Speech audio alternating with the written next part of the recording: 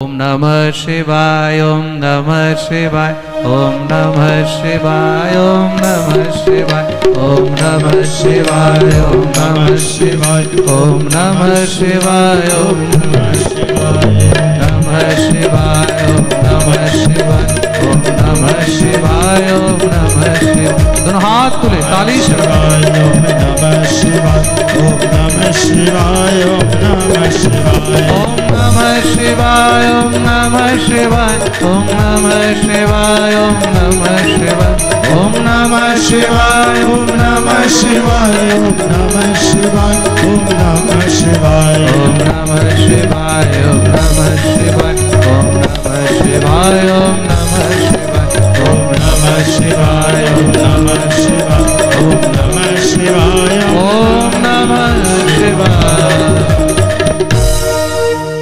যেই প্রকার নারদ সবসময় হরিনাম গুণগান করতে থাকে, আর কৃষ্ণ কথা গানের মধ্যে নারদ থেকে ভালো দ্বিতীয় আর কেউ নেই।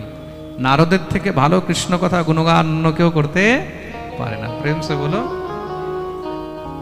তদ্রূপ শিব কথা গুণগানের জন্য তুম্বরু হলেন শ্রেষ্ঠ। সবসময় তিনি শিবের কথা গুণগান করতে থাকেন, পরম শিব ভক্ত, চারদিকে শিবের কথা প্রচার করতে থাকে।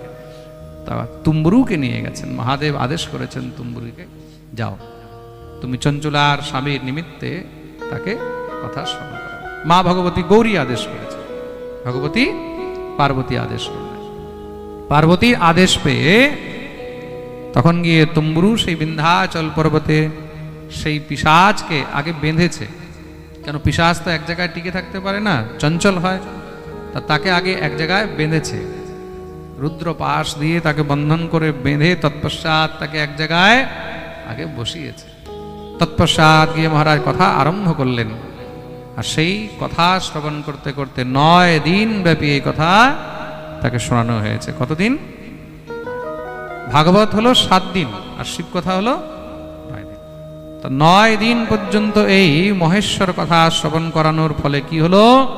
সেই কথা শ্রবণ করে সেই বিন্দুগহ সোপি দিব্যাত্মা সুবিমানস্থিত সুখী স্বকান্তা পার্শ্বগহ শ্রীমাৎ শুশুবেতি বখস্থিতঃ, সেখানেই নিজের পিশাচ দেহ থেকে মুক্তি পেয়ে দিব্য মহারাজ পরম সুন্দর রূপ ধারণ করে শিব রুদ্রগণের রূপ ধারণ করেছেন। আহা, দেখতে কেমন, একদম ধবধবে সাদা সুন্দর ফর্সা, যেরকম মহাদেব দেখতে কিরকম কর্পূর গৌরম করুণাবতারম, কর্পূরের মতন সুন্দর, তদ্রূপ সেই বিন্দুক দিব্য মহারাজ রূপ ধারণ করে শিবলোক প্রাপ্ত করলেন, তার মুক্তি হয়ে গেল। বলিয়ে শিব শঙ্কর ভগবান কি জয়। এই হলো শিব চরিত্রের মহিমা। প্রেম সে বলো। তাহলে বিচার করুন, যেই জীব মহাদেবের নিন্দা করে, যেই জীব শিব নিন্দা করে, তার কি দুর্গতি হতে পারে? শিব নিন্দুকের কি দুর্গতি হতে পারে?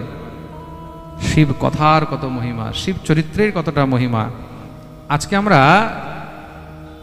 শিব কথার মহিমা, শিব কথার মাহাত্ম্য শ্রবণ করলাম। যেরকম ভাগবতের মাহাত্ম্য, তদ্রূপ এটা আমরা শিব কথার মাহাত্ম্য শ্রবণ করলাম। কোনো সময় যদি মহাদেবের কৃপা হয়, তাহলে আমরা 9 দিন ব্যাপী এই শিব মহাপুরাণের কথাও শ্রবণ করব। অত্যন্ত পরম পবিত্র চরিত্র শিব চরিত্র। আমরা তো শুধু এখন মাহাত্ম্য শ্রবণ করলাম, শিব কথার মহিমা, শিব কথার মাহাত্ম্য কি বিচার করে দেখো, সম্পূর্ণ 9 দিন যখন শিব চরিত্র শ্রবণ করা হবে তখন কেমন আনন্দ হবে। প্রেম সে বলো। তার জন্য শিবকে পরম বৈষ্ণব বলা হয়েছে। শিবকে নিন্দা করে, শিবকে ছেড়ে কখনো হরি ভজন সম্ভব। গোবিন্দ স্বয়ং বলছেন, ভগবান স্বয়ং, শিবদ্রোহী মম দাস কহাবা, শিবদ্রোহী मम दास कहावा, तेनर सपने हूँ मोहि न पावा, तेनर सपने मोह न पावा, तेनर सपने हूँ मोहि न पावा,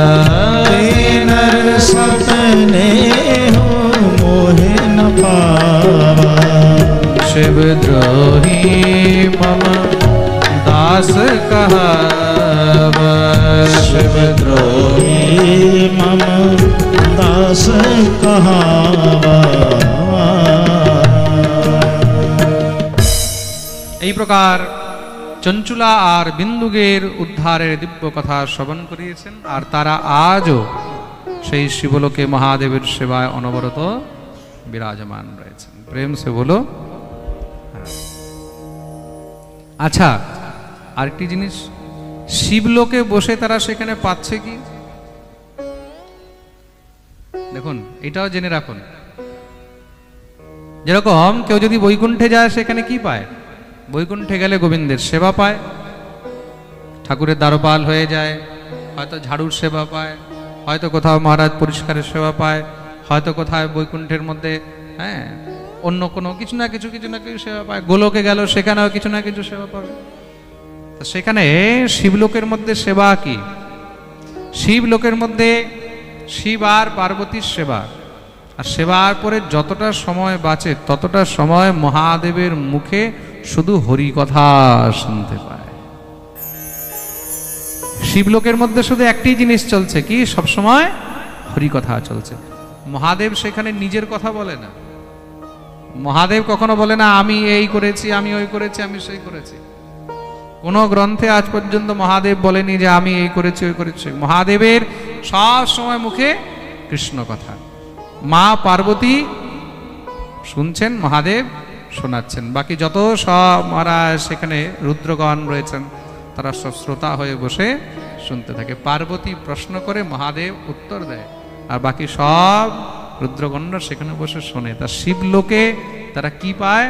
শিবলোকে তারা একমাত্র শুধু পরম শ্রেষ্ঠ সাধন সেই গোবিন্দেরই কথা বসে শুনতে পায়। তাই সে বলো। মহাদেব নিজেই একদম মহারাজ একদম ফক্কড় বাবা, তাই তো? মহাদেব নিজেই হলেন ফক্কড় বাবা।